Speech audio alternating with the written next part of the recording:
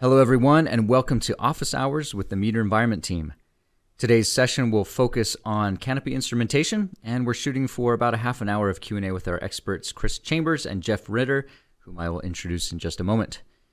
But before we start, we've got one housekeeping item. If you're watching this video and you think of a question you'd like to ask our science experts, we encourage you to submit your questions on our website at metergroup.com. Someone from our science and support team will get back to you with an answer via email. All right, with that out of the way, let's get started. Today, our panelists are application specialists Chris Chambers and Jeff Ritter. Chris Chambers operates as the support manager at Meter Group. He specializes in ecology and plant physiology and has over 13 years of experience helping researchers measure the soil-plant atmosphere continuum. Jeff Ritter is the product manager for plant canopy and atmospheric monitoring instrumentation here at Meter. He earned his master's degree in plant physiology from Washington State University, where his research focused on leaf-level gas exchange and the impact of plant biochemistry on the measurement of the global carbon cycle. Prior to working at Meter, he held a research faculty position at Washington State University in the Department of Crop and Soil Sciences. All right, thanks you guys for joining us today. Thank you, Brad. Experts, huh? I hope we sound smart then. I guess so. All right. Thanks for joining us, everyone. We're going to talk about just some topics that come up with plant canopy specifically, and we've got a few devices that help with that. So let's jump right in with our first question. What is stomatal conductance? Yeah, that's a good question, a good place to start when we're talking about plant physiology, and especially if we're looking at leaf-level gas exchange to understand not only what stomatal conductance is, but might be beneficial for us to take a step back and talk about what stomata are. Yeah. But in general, stomatal conductance, the easiest way to think about it is the ease at which gases such as water vapor or CO2 can diffuse into or out of a leaf. There are pores on the leaf called stomata, and kind of like the pores on your skin, except that plant has really dynamic control over those pores. So in certain conditions, they can open those up, allow for a lot of gas exchange. In other conditions, they want to close those down. And in a minute-to-minute time scale, they're the plant's primary way to conserve water, right? That's right. Yeah. To either conserve water or in conditions where they might not care about water, in order to maximize how much CO2 they're able to use for photosynthesis. And the trick here is that if the stomata are open, then it's losing more water. But if they close them up to conserve water, then they're not letting any carbon dioxide in for photochemistry, so they can't make any food. And so it's really a tricky trade-off that every terrestrial plant has its own strategy for. That's right. It's a fundamental push and pull of if you keep your stomata open, you can do a lot of photosynthesis, you get a lot of CO2 in, but you're losing a lot of water as well. Yeah, sure. Let's back up one step more, because I actually generally find resistance to be a lot easier to think in. And I know it's kind of old school. That's fine. I tend to prefer conductance, so we got one of each of us. And there's a bit of a preference there. And conductance and resistance are the inverse of each other, right? So resistance is going to be 1 over conductance. That's right. And maybe it just comes down to the math, because I find the math to be a lot easier to work with intuitively to use resistance. Yeah, and you will, even if you're using conductance, you've got to convert to resistance to use a lot of the equations. But right, I think or to make it easier, at least, so you don't have 1 over G plus 1 over G divided by 1 over G. Intuitively, conductance makes more sense to me, but resistance makes the equations a little bit easier to look at, I think. Right. So, why would you want to measure it? Why would you want to measure stomatal conductance? Well, stomatal conductance it's kind of a measurement of how well the plant is able to breathe. So a plant doesn't breathe like we do, where they don't have lungs and they're not actually actively inhaling any air. It's completely a diffusive transport. So if you're able to measure stomatal conductance, you can get a sense of yield of the plant. So you can use that in models for assimilation, carbon fixation. But you can also look at water loss of the plant. It's important to know that for how much water the plant is going through.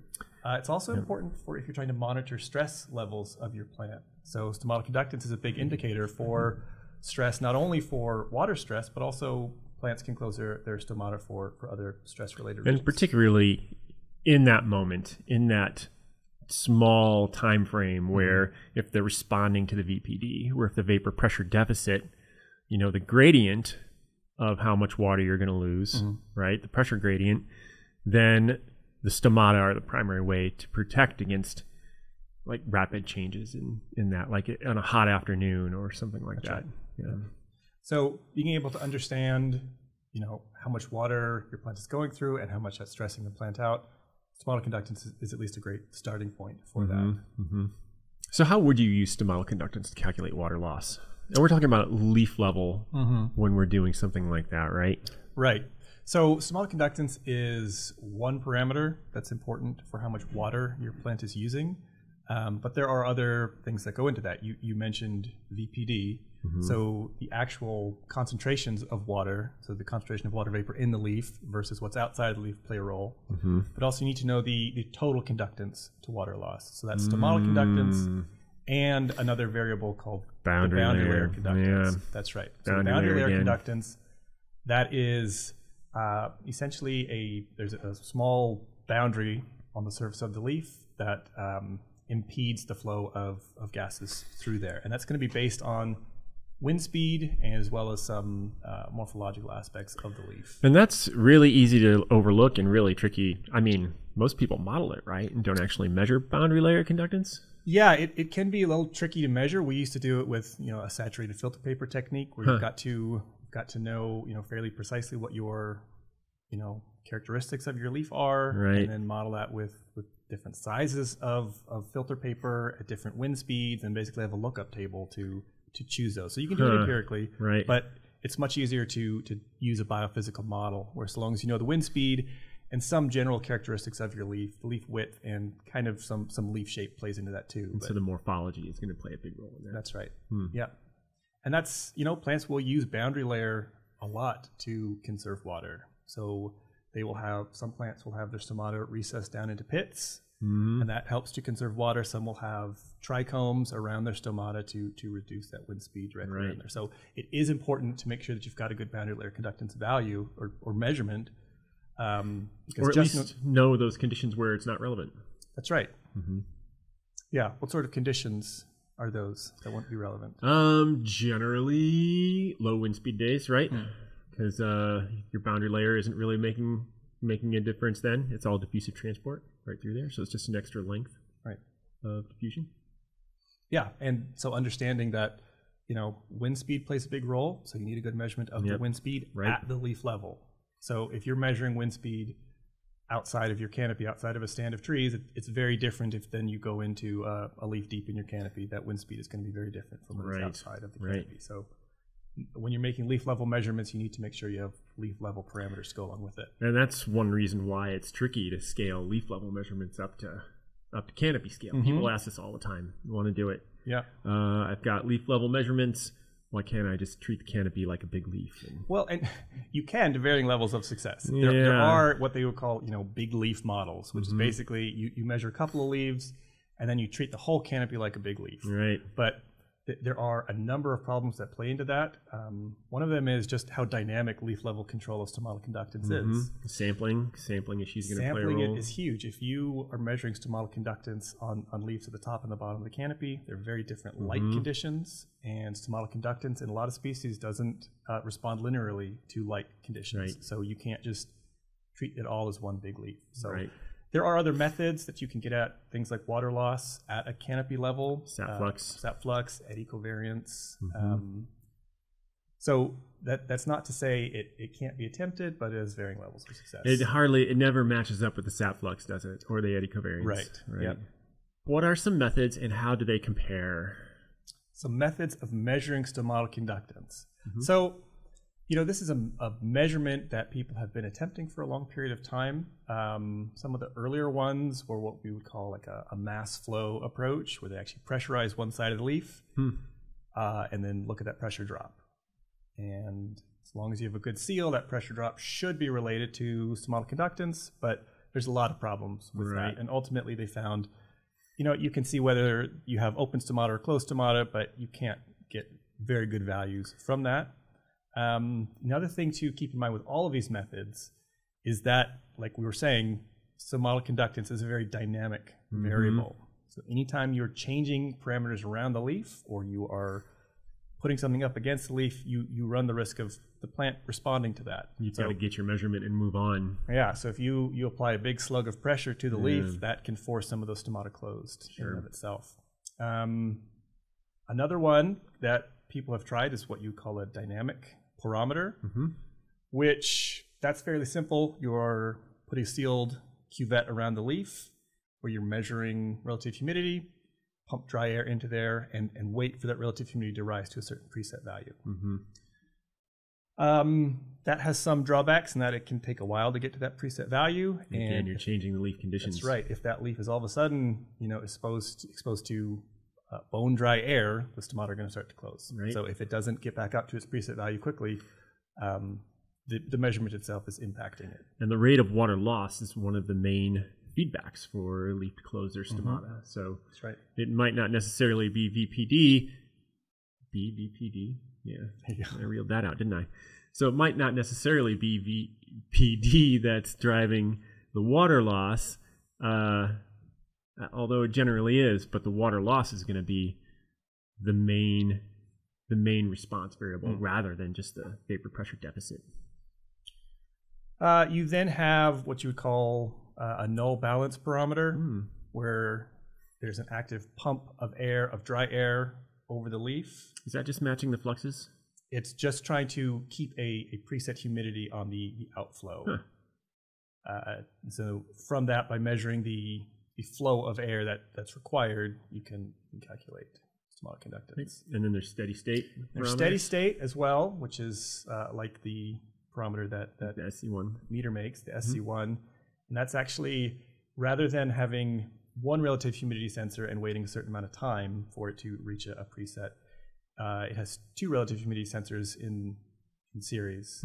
And so by measuring the flow or the diffusion of water vapor over a fixed path length, we can measure flux that way. So it's just using the biophysics. That's right. And there are some other methods as well, similar to null balance barometer. If you've got a system that is actively pumping air over the leaf and you're measuring the concentration before and after, so long as you know the boundary layer conductance, you can get the stomatal conductance that way. That's generally in larger scale gas exchange systems. And there's pros and cons to each. I mean, we talked about some of them quite a bit. The most important thing with most parameters is the speed at which you're taking the measurement, the speed at which they actually are clamped onto the leaf to reduce any impacts the measurement has. So something like a steady state measurement that you can do in 30 seconds or less, that's going to be just fine. If you've got to clip it on there for 5 minutes, then all of a sudden you don't know what's going on with the... Or controlling the environment within your leaf so that to mimic what you're seeing outside. That's right. So anything that you can flow air through, you can... Control the light, flow air through, relative humidity. That's right. Temperature.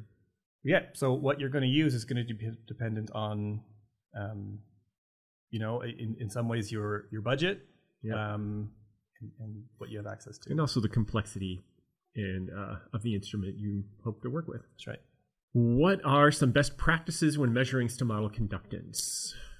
So to get good data, one thing that jumps out at me looking at any stomatal conductance data set is the variability.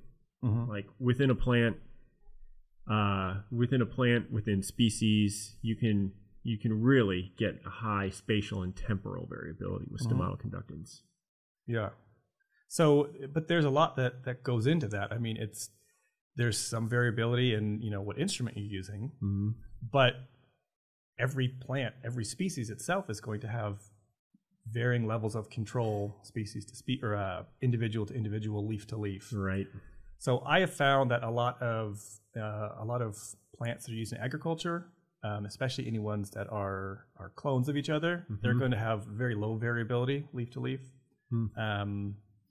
A lot of plants that you find out, what we would call wild type plants that aren't agriculturally important, they can have very high variability. Right. So the amount that you sample is going to have to be dependent on how much variability you're seeing. That's right. So keep that in mind when you go out, but also keep in mind that every species kind of has its own baseline for stomatal conductance. You can't go out and measure a well-watered nut tree and then compare that to some prairie grass and say, oh, well, this prairie grass must be stressed because it's got very low conductance, must be closing its stomata. That might very well be a C4 plant as well. That's true. And Completely different water carbon concentrating mechanism that uses less water. That's right. So you need to know something about your plants and kind of get a sense of what it means for your plants to be happy or stressed. And compare like to like, shade leaves versus sun leaves. You don't want to compare, even if they're getting the same irradiance, if they were produced under shady conditions or sun conditions, your leaf anatomy is going to be completely different. Or even time of day. Time of day. So your plants, even if you were to control the light condition around your leaf, plants do follow a certain set circadian rhythm where they'll start closing down at the end of the day. Keep in mind, leaf age can play a role as well. If you are looking at a leaf that is starting to senesce versus a fully, a newly emerged leaf, that could also play a role. So just make sure that you kind of understand what your question is and what you're trying to measure before you go out, so you're not, comparing things that shouldn't be compared directly. And having that baseline is really helpful. Once you've got a baseline of how your plants are behaving, then you have a high VPD day. You think everything's shut down and you go out and put the measurement on it and they're wide open. Yeah. Then your plant, even though you've got a high vapor pressure deficit, the plant still likely has plenty of water and is just doing its thing. So I would recommend going out, measuring around the same time each day, having some record of the light level and time of day that you're measuring. And, as much metadata as you can, position of the leaf, where on the plant it is, etc. What about in a specific instance of like a vineyard? Yeah. So just to get kind of on the same page, vineyards generally operate at a irrigation deficit, right? Where you don't want them to be fully watered because it affects the fruit quality. So it's a case where you don't want just maximum production. You don't want to keep everything well watered and cranking all the time. At some point, you want to reduce the water, have them work a little bit at resource allocation, so that you're just not flooded with water. And so the SC1, something like the SC1, can be really helpful for determining whether or not you're overwatering or underwatering. If everything is completely shut down, you might not want it to be there either. Right. And I think what's important to keep in mind with something like a vineyard is when you're not just trying to measure the stress, but you're trying to manage that stress too, right? So like what you're saying with irrigation in deficit, to try and force those plants some amount of stress. And I'm not a viticulturalist, but different varieties of grapes even are going to need different amounts of stress to get optimal fruit quality. So you just need to know what your plants should be at when you go out there. And so a white grape, I don't think requires as much stress as something like a red wine grape. And there's a lot of research out there too, so you can find a good starting spot in the literature. What is leaf area index and why would I need to measure it? Sure. So leaf area index, or what we abbreviate to LAI, it's a measurement of basically the number of layer of leaves you have over a certain area. So leaf area index it's a measurement basically of leaf area in your canopy. A projected leaf area. That's right. And so we take it on a square meter basis in the canopy, so you can essentially look at how much leaf area is there, at least modeled from whatever parameter you're using. So there are different ways to get at it. Yep. The more old school technique and still a decently accurate technique, you can do some direct sampling where you actually sampling. That's right. You can actually take leaves off and then run them through a device that measures how big they are, and then from that you can get at how much leaf area is in that canopy. There's a lot of indirect methods as well that are much less labor intensive, some of which are based on reflected light, where you can put something above the canopy and look at how much light's being reflected back. Or you can use satellite-based techniques where it's actually looking at light reflected back up to a satellite. And so those can be great for long-term continuous monitoring, but they also have some issues with resolution and what happens when a canopy is fully saturated. Saturation. That's right, because some of that reflected light kind of saturates out as the canopy continues to densify. So another great technique is using intercepted light. So basically, if you know the light conditions at the top of the canopy and underneath the canopy, you can get a sense of how much light was absorbed. How dense your canopy is. And then just knowing a little bit about your canopy architecture, the leaf distribution, you can get at the leaf area index. And how much light's intercepted is directly correlated to biomass production, right? Right. So it's one of the most useful things of leaf area index, and one of the quickest ways to get that on a difficult canopy without destroying it is to estimate its intercepted radiation by the canopy. That's right. So best practices for sampling with the LP80. And one of the main things to keep in mind is that canopies are extremely variable. We've already talked about that a little bit with stomatal conductance, and it's no different for light interception. And that's why you see generally instruments measuring over an area or a transect or something similar like that to kind of capture the variation density in canopy. So sample, sample, sample. And also be aware of, the sort of canopy you're measuring in is going to play a big role.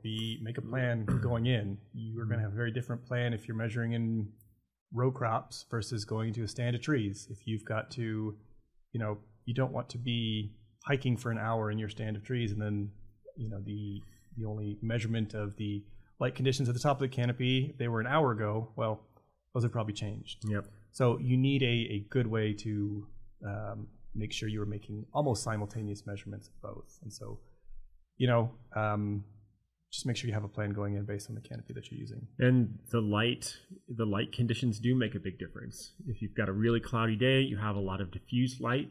The light coming in from the sides is going to kind of give you a little bit different picture of the canopy, as opposed to just a direct beam. That's where it's just the canopy in between you and the septometer that's influencing the reading. Yeah, and there's a couple of plant-specific things that you need to keep in mind when you're using something like a septometer. You need to know something about the canopy architecture. You need to know whether it has very horizontal leaves or very vertical leaves. A lot of plant canopies are going to have kind of a default value for that, and so you don't need to worry about it too much. But if you are working especially in some sort of a monocrop where strawberries or something along those lines, make sure you do some research into what sort of leaf area angles you're seeing. And your leaf angle distribution can change with life stage of the plant. That's right. So if you've got a very young plant, it might be have a very different canopy shape. Corn is a great example of that, where it's highly vertical when it's young, and then as it ages, it becomes very horizontal in places. So. Right. Why would you want to use a leaf wetness sensor to measure leaf wetness directly rather than just using relative humidity near the dew point as a proxy? Well, I mean, one of the things that's going to drive plant disease, pathogens, those sorts of things is going to be the actual water on the leaf itself. So you want to have a more precise measurement of leaf wetness in order to do a lot of those disease predictions. Especially for models. Especially for a lot of those models, they require that input. So it's difficult to predict when water is going to be deposited on the surface of the leaf, when it's going to condense on the leaf.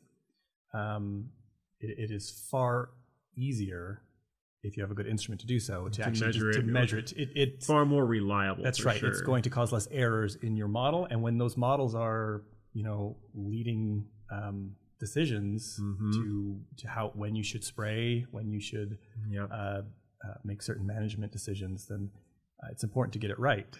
And some relative humidity sensors, the accuracy decreases the closer you get to the dew point too.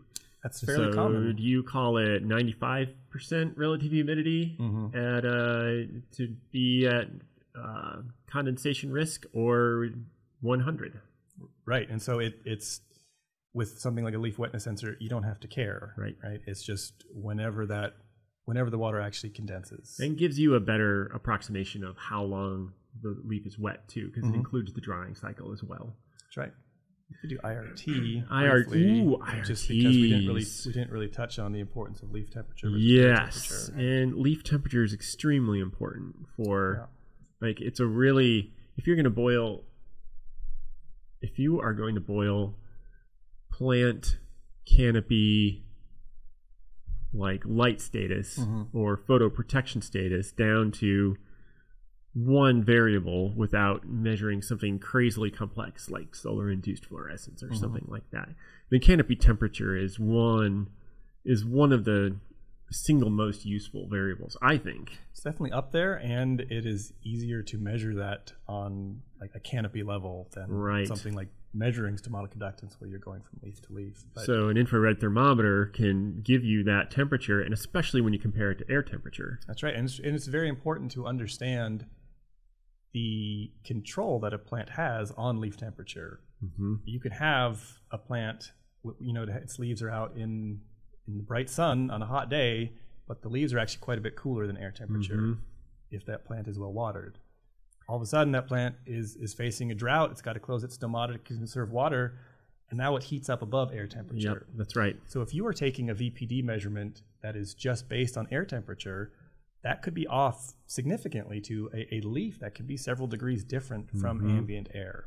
So whenever you take stomatal conductance measurements on a leaf level, or you're doing any sort of canopy level, you need to either know the leaf temperature, not the air temperature, or you need to know the canopy temperature itself. And so an IRT is a great tool for that. And aside from that, it can be a way to not measure stomatal conductance, but get kind of an index of, okay, this leaf is so many degrees hotter than the air temperature. The stomata are most likely completely closed, and the plant is down-regulating its production and protecting itself from the possibility for cavitation or drought. Yeah, stress. It can be an indicator of loss of yield if a plant, especially if it gets hot enough. It can it could be heat damaged, and that can give you an early warning for that. Yep. All right, that's going to wrap it up for us. Thank you for joining us today, and we hope that you enjoyed this discussion. Again, if you have any questions we didn't answer, please contact us via our website, metergroup.com. And finally, you can subscribe to the Meter Group YouTube channel and accept notifications to see previous episodes of Office Hours and to get notified when future videos are available. Thanks again, stay safe, and have a great day.